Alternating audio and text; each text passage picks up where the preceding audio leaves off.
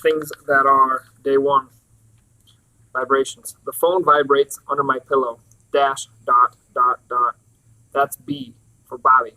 The second call from him on the same night, which is good news, very good news, even at 2 in the morning, because our earlier conversation didn't go as far as I wanted it to. I needed to say something else to him, something important. Dash, dot, dot, dot.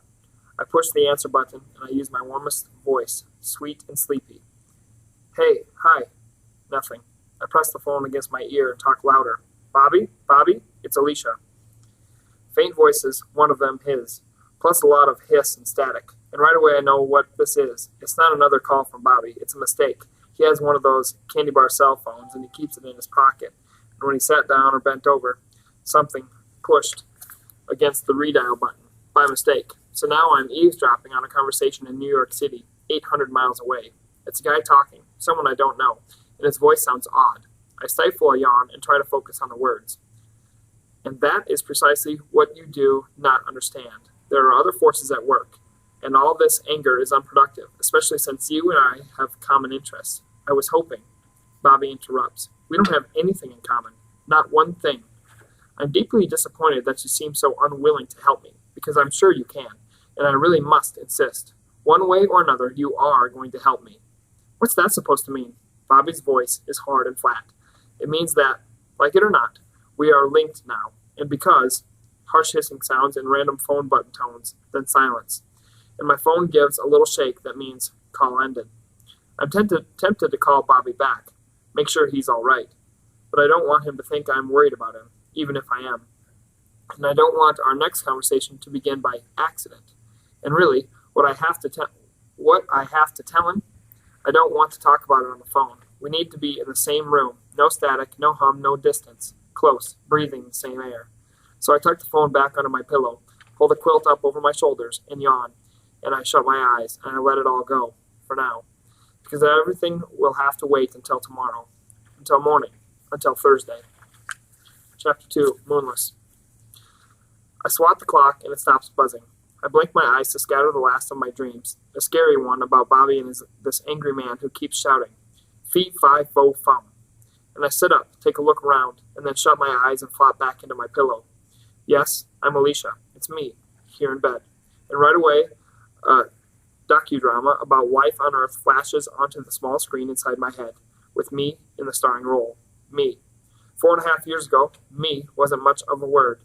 I was an 8th grader then, kind of popular, kind of pretty, kind of interesting, kind of smart, kind of aimless and friendly and snotty and carefree and anxious and shallow and deep and wistful and perky and moody and kind of ordinary.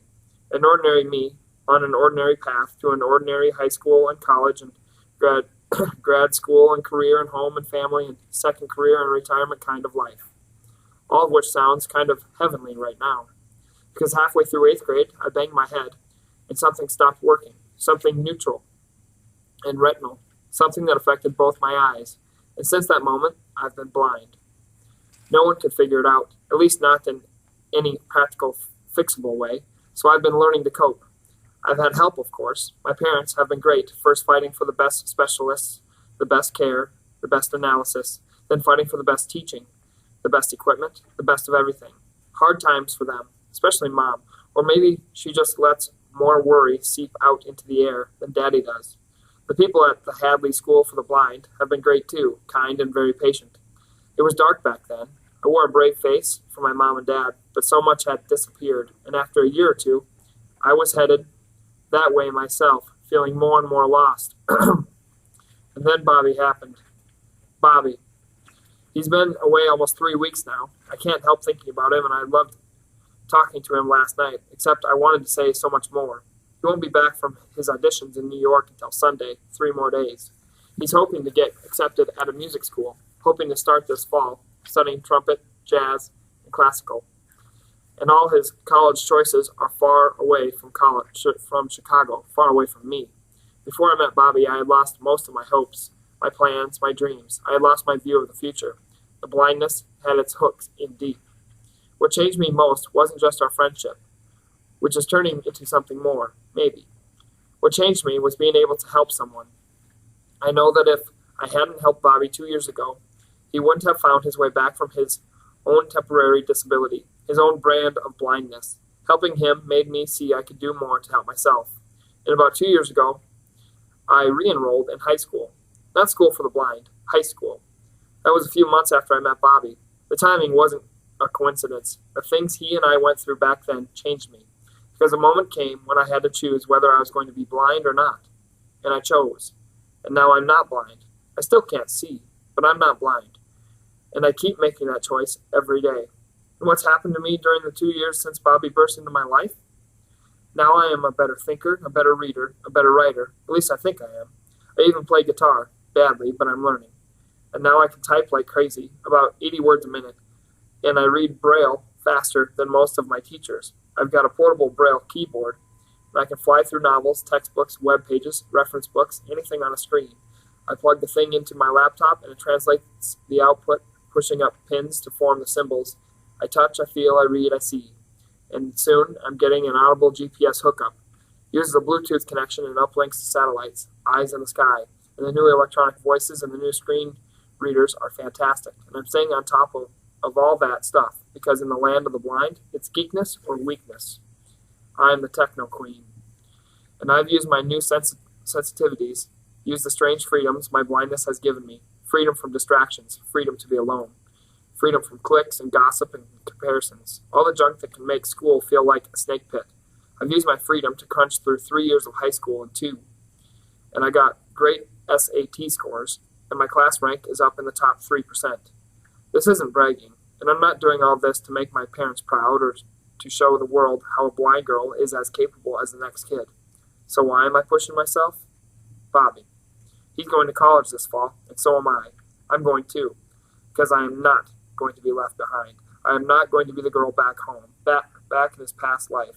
I'm no musician, so I know we won't be at the same school, but I can be somewhere near, somewhere in his life, in the present, maybe. Another maybe. And maybe all this Bobby stuff is a dream, which is why we have to talk, just the two of us, soon. Because I know how cruel dreams can be. Every night in my dreams, I see perfectly for hours and hours, maple trees, streams, and mountains, the city skyline, the faces I love, tulips, and sunsets, all those stored up images. And the moon? In my dreams, I always see the moon, bright against the sky. And every morning, I learn I'm blind all over again. That's the cruel part. I open my eyes and stare. Darkness. But not the night sky. It's a wall, dull and blackish brown, and very near. No sun, no stars, no moon. Makes it hard to get out of bed, like today, right now. Gertie's here, and that's good. She's a German Shepherd, and I can hear her stir and stretch and yawn in her doggy bed across the room. I got her almost 6 months ago. I'd become good enough at tapping my white cane that my counselor decided I could use a guide dog. A new level of moonless independence. And really, Gertie's wonderful. Like a low-tech organ transplant, a set of eyes walking alongside, complete with an extra brain. My turn to stretch and yawn. I didn't rest well last night. 2 phone calls from Bobby, one on purpose, and one that scared me. An argument, right? It's fuzzy, along with a bunch of other things in my life. It feels like there's so much at risk right now, which is why I have to get up and face the world, deal with it, be positive, make progress. That's what I tell myself. But I don't move. Gertie jumps out of the bed and nudges me with her nose. She's always direct, always definite, and now she needs to go out. I almost push her away, send her off to find Mom, but Gertie is my responsibility, my eyes. Besides, Mom and Dad aren't here. Thursday is my morning to sleep late. Both my parents are on campus by now, one teaching and the other being taught. We live practically in the middle of the University of Chicago, so even when they're gone, they're close. They're always close, especially Mom. If she could crawl inside my skin with me, if she could be blind along with me, or instead of me, she would. I'm glad she's studying again, getting her PhD in Elizabethan poetry. She used to do a lot of writing for a group of marketing consultants, a job she didn't like much, and my blindness gave her a reason to quit, which let her focus on helping me, even when I wanted to do more and more on my own. So now the degree program keeps her busy, which makes both of us a little less crazy. I mean, I know my blindness has been tough for her. The truth? I've made the adjustment better than she has, which is one of the reasons I love Thursday morning so much. I get to wake up when I want, pick out the clothes I want to wear, eat whatever I want for breakfast, and wander over to the university library when I'm good and ready. All on my own. No advice, no directions, no silent frowns, and no timekeeper, unless you count Gertie. I'm enrolled in regular high school, but I don't attend on a regular schedule. Thanks to the Individuals with Disabilities Education Act, I get to do flex time and individualized study projects. So I use my special status under the law. I work the system. Today, I'm legally truant, sleeping in. Another nudge. Okay, Gertie, it's all right. Good girl. I'm up and I pull on my robe and find a slipper, and I've got the other one. And now that I'm on the move, Gertie jumps off the bed and goes into guide dog mode, even though she's not wearing her harness. She's completely unselfish, so focused on my needs, always so close. Like I'm the president and she's my secret service agent. Would Gertie take a bullet for me? Absolutely. But here at home, I don't need much help, so I release her and I hear her trot ahead to the end of the hallway. Hear her claws click down the back stairs to the kitchen door that opens into the fenced backyard. I follow, much more slowly. When I get to the back door, first I reach up to the right. I push the alarm status button, and a strong male voice announces, "System is armed." So I find the keypad, push the 4-digit code, and the same voice says, "System is disarmed." My parents never leave me at home without turning on the alarm system. It's their baby. The alarm system is the babysitter, one of the babysitters. I open the door. There's a walnut tree in the center of the backyard, home to a pair of squirrels. One of the few times Gertie gets to be purely a dog is when she blasts out the door in the morning and streaks toward the tree, trying to catch a warm meal. And today, like every day, after the scramble, I hear the squirrels, 20 feet up, scolding my dog. Classic scene. Except I have to imagine it, make my own pictures. I barely think anymore about the way I see without eyesight. But at a moment like this, with cold February air in my face, when I become aware of the process, I'm still amazed at how well it works, because my 4 good senses pick up all this information, and that data sprays a stream of words across my mind, and those words create images, my own private movie, which may or may not be physically accurate. And that's fine with me. I'm not afraid of ambiguity. I use my words and I see what I want to see, what I need to see. And I love my words, and I'm so glad it all works. Otherwise, this morning, scene would be nothing but vibrations on my eardrums. Invisible dog chasing invisible squirrels. Invisible. I got so angry at Bobby when I first met him. He told me he was invisible. I thought he was mocking me, because I'd been struggling with that word and that feeling, invisible. Because blindness tries to make everything disappear, friends, family, life, self. But Bobby wasn't mocking me. He wasn't being metaphorical or metaphysical. All that came later. That first day when he told me he was invisible, he meant it. He was talking physics, cold, hard physics. He'd woken up one morning and his body had stopped reflecting light, for real. It was science, an actual phenomenon. He had just happened to be at the right place at the right moment when the right conditions converged, or maybe I should call them the wrong conditions. Either way, this precise set of interacting circumstances had created an observable effect on Bobby, on his physical body. And 2 years ago, he and I were the ones who finally figured things out. Figured out how he could get back to normal, as normal as anyone can be after an experience like that. I mean, it's not like Bobby and I figured it out entirely on our own. We had some big-time help thinking about the problem. Both our dads are completely into physics, real scientists, super geeks. Mine looks at outer space. He teaches astrophysics at the University of Chicago, and Bobby's dad looks at inner space, hunting for particles and the parts of the parts of the parts of the particles. He works with the Tevatron team at Fermilab, which is in Batavia, Illinois, about an hour west of here. The two dads squish their brains all over the invisibility problem, trying to understand the physics, trying to see how to reverse the process, but in the end, they were stumped. And me, the blind girl, I was the one who actually made the connection that helped Bobby readjust his body. And I also helped him find some courage, because stepping into the unknown is always a risk. So yes, the blind girl saved the day in my docudrama, Life on Earth. But I didn't use physics or math or spectroscopic analysis. I used intuition. I used insight. I used my words. Because honestly, physics is not my friend at all. In fact, I practically hate physics. Always have, even though I can talk the talk and grasp the concepts. But I won't give my heart to a subject that can be so harsh, so unforgiving. Maybe just to bother my dad. He would never admit it, but he was hoping for a child who would carry his own brilliance into the future. It didn't happen.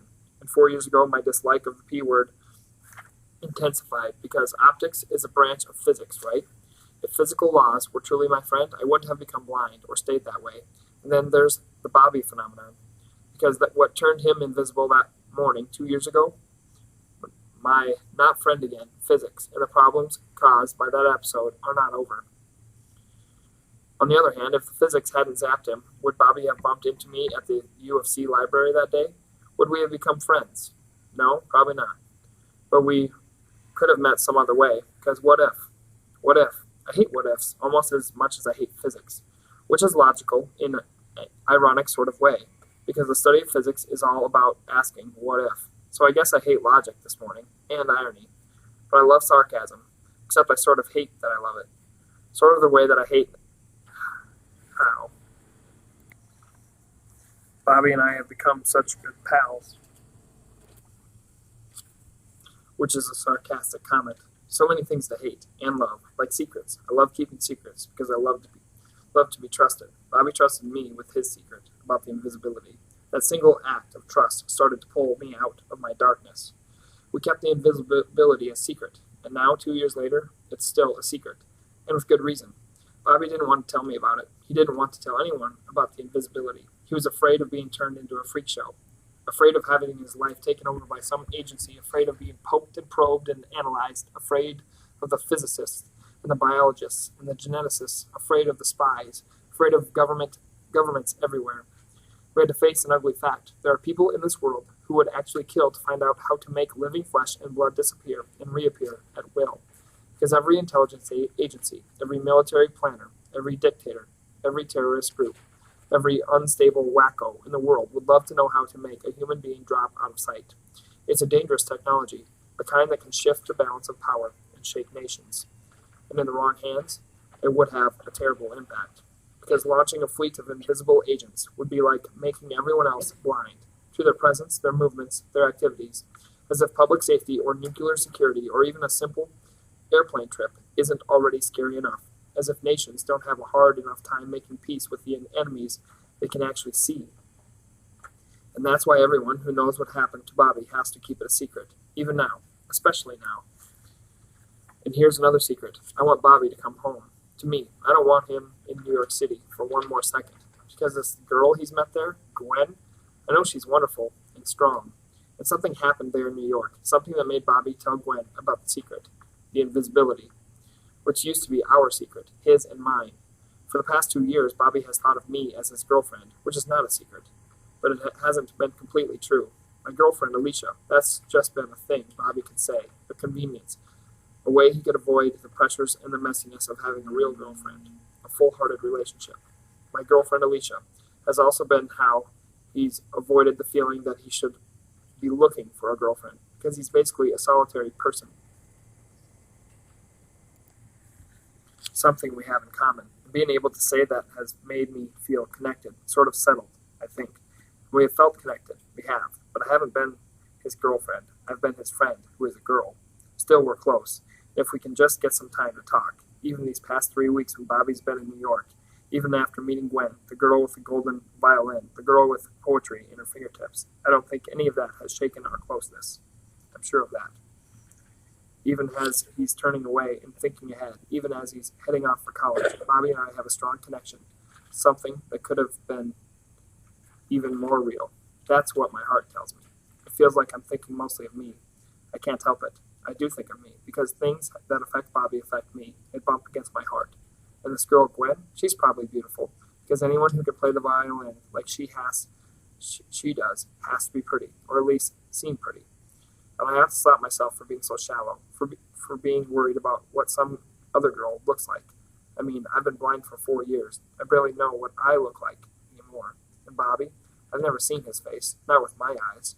But his voice, the tone of his thoughts, the things he finds funny, and the way he laughs, the way he sometimes slips his hand into mine, the way he leans against me when we walk, the little tunes he hums. These are things I've heard and felt and known. These are things I love, which makes me sound like I've got a silly crush. It's more than that, I know it is, and that makes me scared. But it's not the new girl in Manhattan who scares me. It's not Bobby and me graduating from high school. It's not him going east to college and me going who knows where. It's not my blindness. None of that stuff scares me, because I can adjust for those things. I can address those things because I can see them. It's the things I can't see, especially the invisibility business. It's stirring up again. I know it is. Why else would Bobby's father keep dropping by?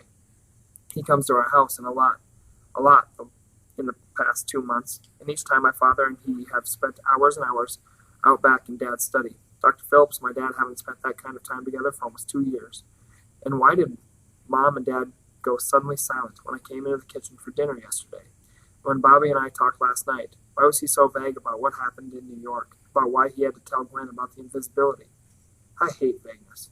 That argument Bobby was having, that conversation I heard by mistake in the middle of my dreams last night, what was that about? It's like there's this constant hum, these whispers I can't quite hear. And I can feel these new people, these obscure threats lurking at the edges of my life, pushing in at me and at Bobby. These are the things that scare me. And I can't shake this feeling that everything's at risk, which is why I get so desperate for something to hold on to, something comforting, something true, something beautiful, or someone like Bobby. Beauty is truth, truth, beauty. John Keats wrote that, and he got it right. But truth is also a stone-cold killer. It kills the lies, all of them dead. And my beauty, my love, my future, my dreams, how many of them will turn out to be lies? Sooner or later, reality occurs. That's a quote from Uncle Arthur, a friend of the family, a kind of old banker, a man who loved his wife and his children and his twin brother and his yacht. And during his long life, he saw a lot of people try to juggle numbers and use phony accounting to avoid the truth. I'm not going to do that. I'm facing facts, facing reality, my life. Like the blindness, for me it's just the way things are. Things are. Makes me sound like a pirate. Arr. That's me, the pirate girl, black patches on both eyes. But I'm dealing with it, because I'm not wishing or hoping or dreaming about anything. I'm facing things as they are. Gertie, here. One short command, and she obeys instantly. Such an intelligent creature, and so loving. I pat her, and I hug her, and I give her way more affection than I'm supposed to, because Gertie's a working dog, not a pet. But she needs love. We both need love. There's some truth, and some beauty, too. So it's Thursday, and I need to eat breakfast and take a shower and let Gertie guide me to the library, because I need to make some progress today. Keep figuring out what life is like for me. Keep trying to see if Bobby is still part of that life. And as I go to the cupboard and sniff out the cinnamon bread for my toast, I wonder if it's one of those mornings when the moon is visible. Because I love that, catching a glimpse of the moon during the day, hiding in the pale winter sky. And there it is. I see it perfectly.